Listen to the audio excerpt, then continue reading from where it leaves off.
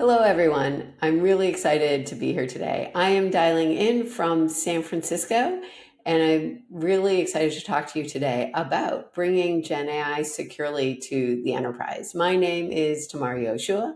I'm the president of product and technology at Glean, and we are based here in the Bay Area.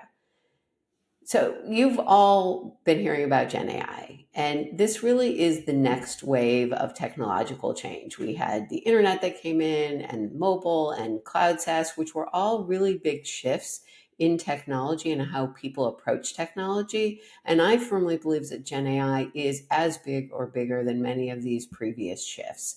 The first wave of Gen AI 1.0 is all about finding knowledge, about finding information and automating some rote tasks. We've all been using ChatGPT since it came out. I know I have many times a day.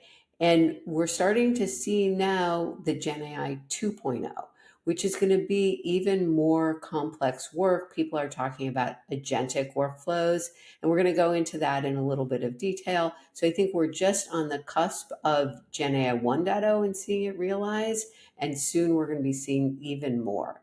And our vision at Glean is that everyone will have an expert assistant at work. Uh, we all would love an assistant. Not everyone has an assistant. But what do I mean by an assistant? Somebody who can take care of things that are repetitive in nature, that don't leverage the deep skills that you have in your trade, that make you more productive in everything that you do. So I think the day will come where people will be even more productive. And it doesn't mean that we will need fewer people. It will mean that the work that you do is higher leveraged. So these AI agents will be redefining productivity at work. So the first wave is that AI gets you information. It can find documents, it can find data, it can find people, it can tell you who the experts are in your organization. And then the next phase is that AI will work with you. So let's say you found an answer and you want to refine it, or you found a doc and you want to summarize it, or there's data that needs to be analyzed. That's where we are now with the chatbots and starting to get more assistance. And now we're seeing the beginning of agents that do work for you, that will automate repetitive tasks, that won't just do one task, but will do multiple tasks. We'll be able to do one thing, take the output from that, input it into another task. So we'll call those multi-step processes or agentic loops. So that's what we're starting to see, all of these AI applications. You've seen people tweet about the ability to write code that is multi-step, to do customer supports, being able to deflect multi-step questions from users. These possibilities are really endless in all of these categories and in all these different verticals. So first we're going to see people using them just for personal, like a personal agent. Like I want a daily brief of everything that I'm going to need to happen, or I'm going to meet a customer and I want to have a summary of that customer and what I should be talking to them about. And then you're going to see department use cases.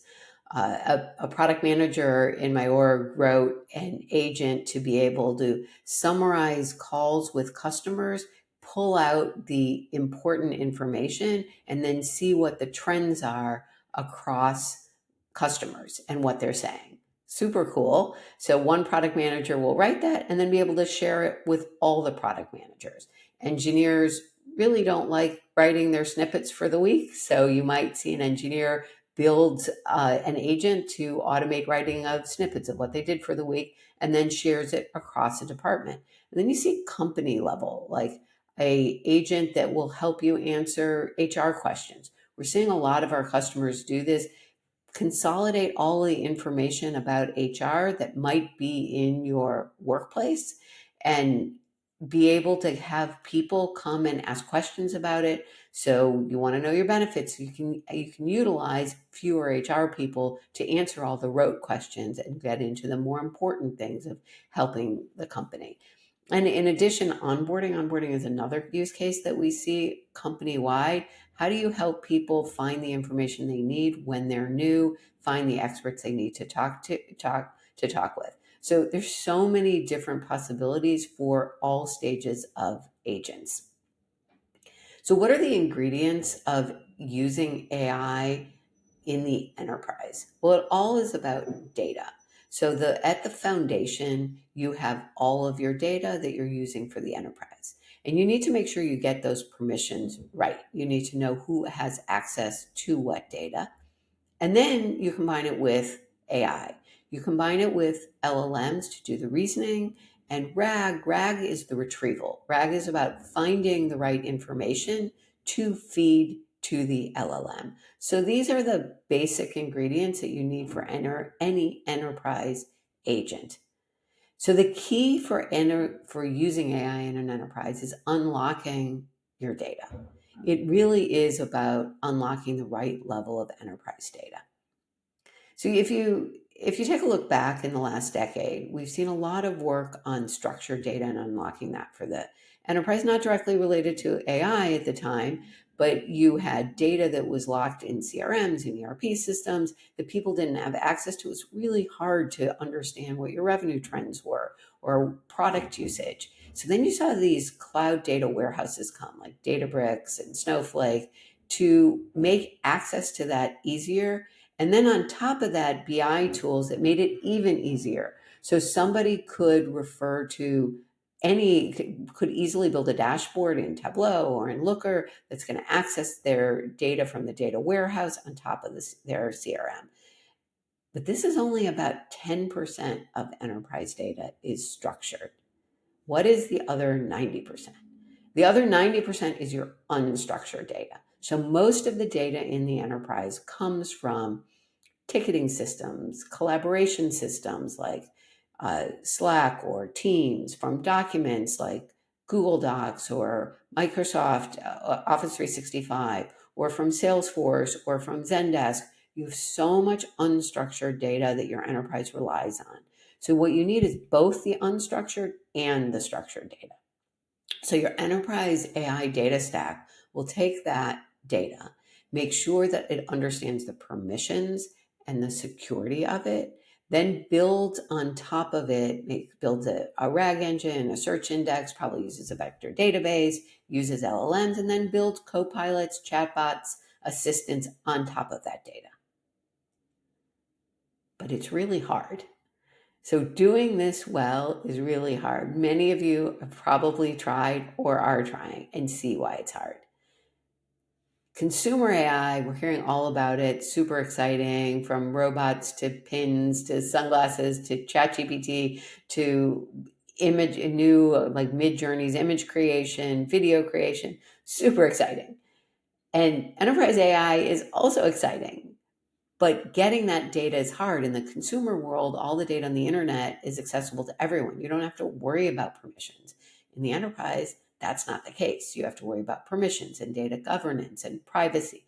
It's expensive. It's your proprietary data. You need to make sure that it's secure. So this all makes it hard. So we kind of see two worlds today. We've got the world of consumer AI, and then the world of people starting to get disillusioned with enterprise AI. But we're just starting to come out of that trough. And we're starting to see real use cases in enterprises, which is super exciting. And I think it's just starting. We're going to see so much more. A lot of what we're seeing is verticalized enterprise AI applications. So there's kind of two worlds of that. There's the clouds that are, if you're building on top of Azure, AWS, GCP, you have a platform. They're giving tools to access your data. They allow access to a search index, maybe a RAG. You can use your LLM on top of like Azure, or you can use OpenAI, and then they give you frameworks. But it really takes a developer. So a developer to develop on top of all of these cloud tools that are given. And then you see applications. Almost every SaaS app today has an AI offering. So you'll got a CRM, which will have their AI offering, or a recruiting tool, which will have the AI offering. And so you're seeing AI built on top of a specific vertical, but you only have access to the data in that system. So you're doing AI on top of your CRM to ask questions about the data in your CRM. And so you've got either the data that's locked into your vertical, or you have this like DIY that you're building it yourself on, usually on top of some verticalized data store. But most enterprise questions are horizontal. Let's say you want to find out what the latest status is on a project. You're new to that project. You're going to look at the wiki and maybe Confluent. You're going to look at the code repository. You're going to look in Slack. You're going to look at the ticketing system. You're going to see what emails there are. All of this, you're going to be searching all of these different repositories of data. And maybe you're having coffee with people to find out information as well. But hours later, you might get the data that you need. Well, Glean is taking an open horizontal platform approach.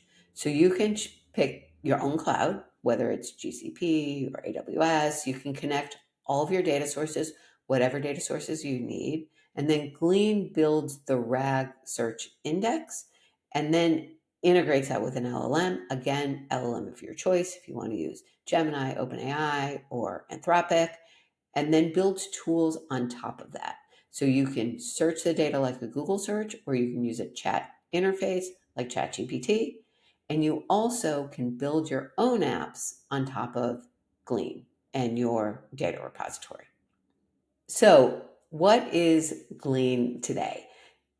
Glean is your enterprise AI. So you can ask any question, you can get an answer from the assistant, and you can get your search results. So any information that you're looking at that you want an answer to, you can find through Glean. So Glean is your trusted AI platform. It reads all your data on top of your cloud.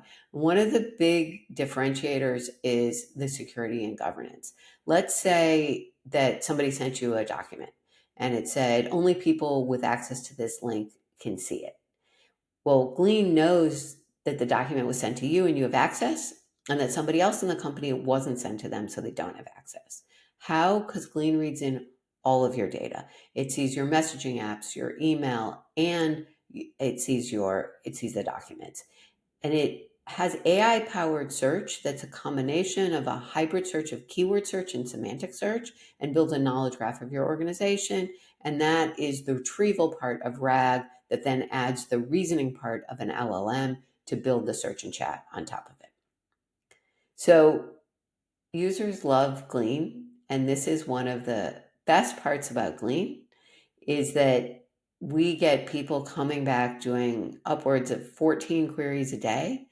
We get unsolicited love from people of how much time it saved them. We see a savings of sometimes 2 to 3 hours a week and capturing significant ROI. So this is one of the big advantages of Glean. So with that, thank you so much for listening. And I hope you have a great rest of the summit.